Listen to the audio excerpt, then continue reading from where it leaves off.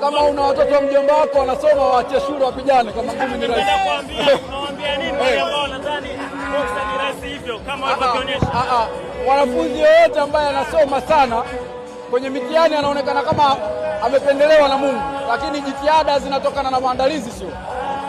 Chambezi, katika promotion zako ulisema mabondia wa Dar es Salaam wanasema KO ni majaliwa ya Mungu. Majaliwa ya Mungu.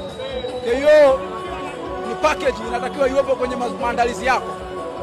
Kwa mimi sikutaka nishinde knockout round ya pili, lakini nilivyoambiwa na timu kwamba ukipanga naye boxing atakusumbua, pigana. Nimepigana, kashindwa kuvumilia. Umeona? Au nimemnunua? Hino ina maana ya kuuliza ngumi yako inauma kiasi gani? Muulizani kabla hajaondoka. Anajisikiaje? Wa Tanzania unawaambiaje?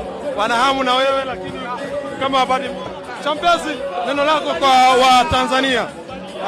Wana hamu na wewe, lakini ni kama wanaonja tulaza ya Mwakinyo, alafu inaishia hapo. Mapromota watoe hela kwa sababu mimi ndio expensive boxer kwa sasa. Kwa hiyo anayetaka nipigane lazima atoe hela. Napenda niwafurahishe washabiki zangu, lakini napenda niheshimike kwenye familia yangu, kwa maana wale washibe vile. La mwisho kwa promota mapema.